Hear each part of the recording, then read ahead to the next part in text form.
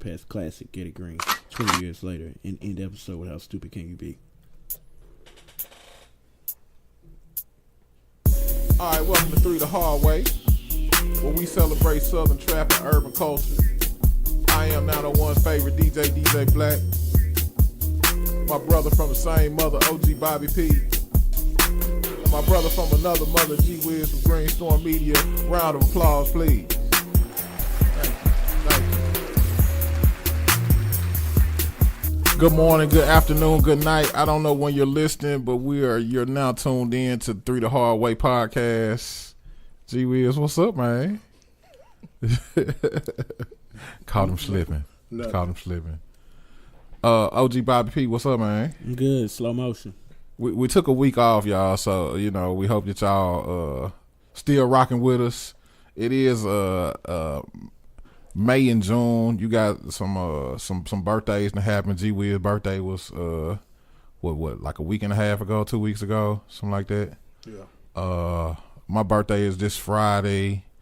OG Bobby P, yours is this Monday. Yeah, man. So we just gonna get all these birthdays out the way. Three the hard way. You know what I mean? So in the news, DJ Khaled dropped Father of Assad. Y'all checked it out? Y'all listened to it? Pretty decent album. He his rollout was different. Okay. He did a rollout with no music.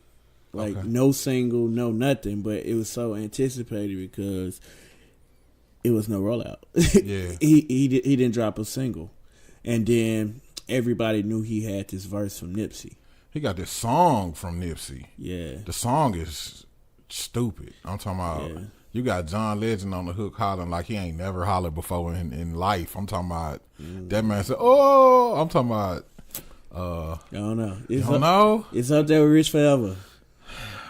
Okay, I'll give you that. Rich Forever, you wake up out the shower, I need to hear Rich Forever. Like, yeah. I did like that Khaled, he had a billboard in like every state on this one. So like his marketing campaign, even though he ain't just push no single, his marketing campaign was dumb. And he steady kept it in your ear. Like everywhere you hear, Father of Assad coming your way. Yeah. He did but that. There's a little, the purist, he slick with it because he sampled Miss Jackson. Yeah. And okay. Yeah.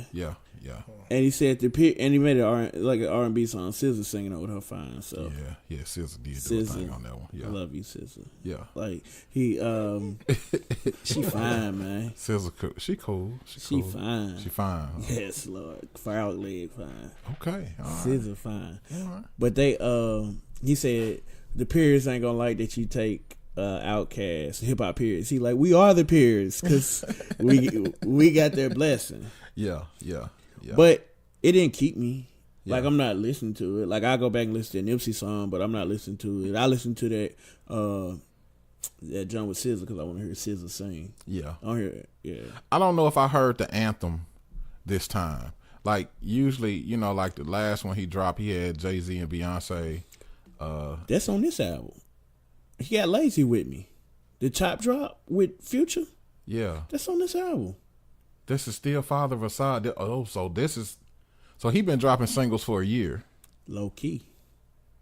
That's I don't know how I feel about that. I hate when artists do that though. They have a song and they get lazy and then they just throw that song on there. Like, oh, you gotta fit in there. I hate that, man. Yeah. He been dropping this album for a year. No, that's the only song on there. He got some Jamaican on there. I don't really get jiggy with it. Like, I can't understand. He does keep that vibe going though. Like he really fool with the Jamaican culture. He really fool with them. So that's not abnormal for him. Yeah. All right. So MoneyBagg Yo dropped Forever Heartless. Yeah, I gave it a listen. It's a typical MoneyBagg album. On a whole. Like MoneyBagg did that. Listen close. Make a shirt with For real though, bro. You missing? You done missed 100,000 on t-shirt sale. Cause I would have bought 2 of them, a white and a black. We listened for you to say Yeah.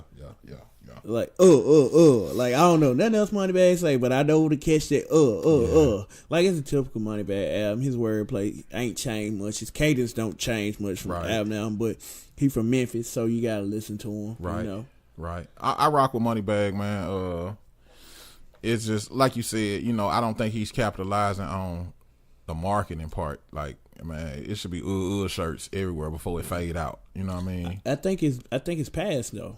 I would say, okay, if this is forever Heartless, because he's definitely been on the Heartless train or for the past few mixtapes, albums, you know what I'm saying? Like, if this is you capsulizing, this is the forever Heartless movement or whatever, or is this the last one of the move, then yeah, it's time to drop a shirt. You know what I'm saying? Commemorate that. Maybe he got him, man. I just ain't looking. But yeah, maybe so. But I thought like what's that Johnny you had? We doing too much. Yeah. And he dropped that and there's so many times that I would have thought doing too much and then it would have been like it was popping in. It was like, you know, it was like Lil Jon saying yeah. You know what I'm saying? What? Like at one point, yeah, it was just what? He could do it that 5,000 times in the song and be like, all right, cool. But yeah, I think it's about time to maybe. But he timing so right. Like when he say it, it'd be on some freaky nasty what he doing to a chick and then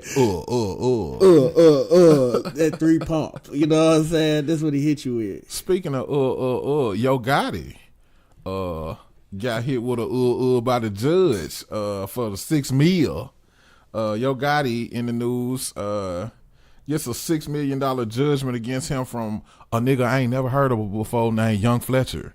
Young Fletcher hit the lotto over the past week because Gotti was supposed to be doing a feature for him, charged the dude $20K, and man, I wish I could invest $20,000 and get a $6 million return. That's like, that was the judge though. The judge was like, he didn't feel like he was doing good business practice and all that. I mean, okay, so I don't know if it feels like a secret, and this is no bash against Gotti, but I've heard that this is Gotti's modus operandi.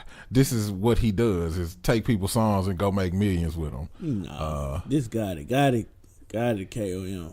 So he definitely king of Memphis. That's my guy. I don't. Okay, so Yayo. Hey, Yayo. He didn't come back with the Yayo song. But he saw it, dude. That's what I'm talking about. He tried to say what Gotti does is if it's a hot song, he trying to sign you so he could do the remix. No, go make a couple meals. He putting the city on. He putting the city on. Yeah, I see he putting the city on. Like all these artists are Memphis artists. Yeah, and he putting them on. Like, okay, you got a good song, I'm finna put you on. Drake do the same thing. Okay. Drake still. Nah, Drake dude, you just think if you get put on a Drake song, you making money that you will never recoup just off your song. No, I'm talking about the songs he's making without them on them. I ain't never heard Drake make. I don't know. I'm not. I will say Drake did probably make Block Boy situation a whole lot better. Yeah, and Gotti didn't jump on the Block Boy song. Gotti was doing management. I think that's how the Block Boy song happened. Yeah. Yeah, I think he touching all the money that come out of Memphis. You know what I'm saying? But he putting the city on. And, I think he's definitely doing that's what we used to argue about 3-6. 3-6 kept it in the family. Yeah. Like they put Paul, Juicy, Pat, and Boo got on, but Kusta, Devil's Playground came out in Selecto. I mean, a lot of music came out through Selecto though. Yeah, but I'm saying that's after they got the deal. They got the deal in '97. Yeah, but I mean, you know, you got to think. People say that about 3-6, but I mean, you had Prophet Posse. You had a lot of people that actually ran through the 3-6 train. You know what I'm saying? So people say that, but I think them just be haters that didn't get signed. You see what I'm saying? I don't know. Yeah. But Paul been calling this Ball and Juice, so they were the check writers, no matter what. They was the check writers. That's definitely. But you gotta think, like, they produce and rap. They gonna see double money, right? Triple money, really, for publishing. Yeah. So, and if you contract real dusty, yeah, they might see quadruple money. I really don't think as I'm older and I know more about business, I don't think 3-6 was doing shady business. Well, I put it like this: I think as an artist, they definitely could have, because of how independents do now. I think they definitely could have structured deals that were more in the benefit for the artist. But again, when you pumping that kind of money and you got that kind of influence, I think 3 6 was one of the first groups that understood influence. Like social media now, people understand what being an influencer is and how important it is. I think with 3 6's influence on music, I think they understood that and they knew that they was a bridge from Memphis to anywhere in the world. So a lot of people got a chance to get on that wouldn't normally been able to get on by riding that train. You know what I'm saying? So, all right. So this week's 3 the Hard Way music celebration, Project Pat, Ghetty Green. What you think about it? This is a classic. It's a classic. Classic. This Pat, a nigga that's down for I'm his a crown, man. If I step up, I'ma be downtown, man. 4th floor bound, man. That's if I get caught, man. Push me to the edge. So it really ain't my fault, man. Like, this 20 years later. Right. And we just called that off of memory, like ABC 1, 2, 3. Drake did remind us a little bit of that one, though, I think. Nah. I don't need Drake to remind me of that. I tell you. Like, I don't need Drake to remind me of that. So then you knew that from Pat right there. That's Pat. Okay, yeah. You gotta think, Ghetty Green was Project Pat. First of all, give me a little background. Project Pat dropped Ghetty Green what year? It's 20 years later. 20 years later, 1999. September 1999. All right, okay, all right. So this is Pat. So 3 6 got the deal in 97, right? Yeah. So they dropped. What was that? The joint with Got You Shaking on it. Choices? World Domination. Okay. They dropped World Domination, right? Okay. And then you got Pat coming. Yeah. Pat is different from 3 6. He is. Like, he ain't on at all that dark talk. Like, right. Pat is the dude that when you hear him, you like, he ain't gonna say much, but I ain't finna mess with him. Yeah. And that's how he approached the mic. Like, the first song off Ghetty Green is North Memphis. North Memphis laws out here. Hey, they're breaking North Memphis laws. He come on, break it down the reefer. Like, no, Pat ain't the best lyricist. Right. Like, he ain't dropping miracles on you. And what did you say? He definitely takes advantage of his poetic license. Yeah, Pat takes it. Hey, Liberty. I think he's better than the rest of them, though. Rapping wise, I say that, but Pat, I just like that he can make anything rhyme with Pata. Yeah, cause he put the on in. Leave you on your back up, bitches. Project Pata. That's my I love like, Pat, baby. Hey, Pat, make up some words. He will make up some words, but it's gonna rhyme. But like I said, you ain't gonna mess with it, right? But Ghetty Green introduced us to the skits, right? Like, out there. Yeah. Whatever it is the skit was like the funniest thing in the world. Like, right. Pass me a beer, man. Pass me a beer, man. He sound like some real folk out in Hyde Park, really sitting on the porch. It's like, hey man, I sure appreciate y'all bringing me these beers. Yeah. Like, you could relate. Yeah. Like you know a dude who like, I sure appreciate you bringing up these beer, man. Yeah. And then Ricky Dicky Records skit. 7,000. That's all.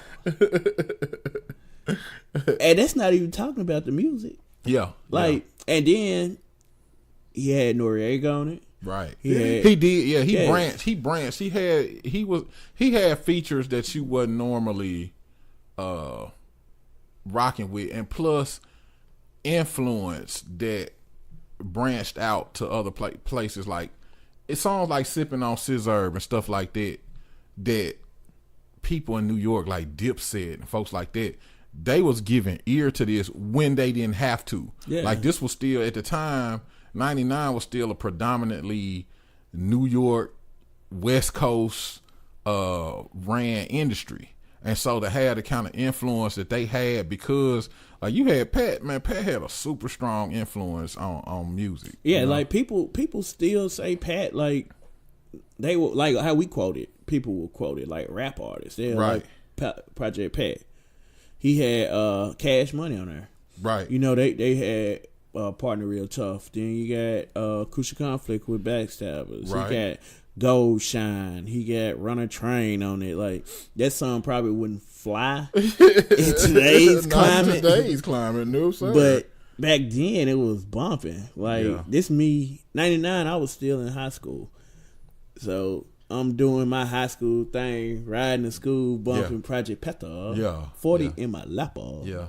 That's crazy, though, like, to think about how the climate of music changed. I remember I heard Charlemagne talking about it was rape culture back then. Y'all like you could talk about running the train on a female, and it was cool. It was like it was not, you know, I ain't gonna say cool, but it was rape culture. Yeah, rape culture, man. People wasn't really tripping off. Yeah, you could be like, yeah, man, let's call a boy. Let's run it. Whoa, you know what I'm saying? Nowadays, that would be. Have you listened to it lately? No, it's crazy. I relate it. Like that's the sad part. Like I know what he meant. Like back then, but you can't do that. Now. Right. No, you better not do that now. Like I'm listening to Pat. I'm like, Pat. He said, "Who on the train is bald head?" I'm like, "Whoa, Pat, come on." And even like songs like Chicken Head, like, and I know this was on another project, but like how they kind of degraded women a little bit. It's like, but the women was kind of riding with it. Yeah, you know. It's some women still. Gorilla Pimp. That's an anthem. Yeah, maybe a gospel. No, it's not gospel. Let's not mix the Lord with Gorilla. Maybe I ain't gonna say gospel. Let's say a southern hymn. A southern hymn. Yeah. A sermon. Yeah.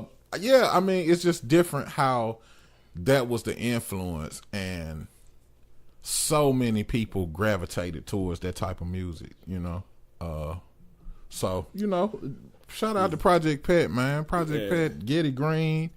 20 years later, man, 1999. All about that Ghetty Green. Yeah. Ballers, riding on twankies. Yeah. Diamonds on the pankies. You know what I'm saying? You know what I mean? Yeah. All right. How stupid can you be? What we got, OG? Right. This time it's not coming from Florida. This is not coming from Florida. Thank you, Florida. You chilled out. Yeah. Good job. This one goes out to Whack 100. Whack. You talking? I feel you. I'm not a Tupac guy. Like I'm not a fan of Tupac. But you can't be talking crazy to somebody who in pictures with Tupac.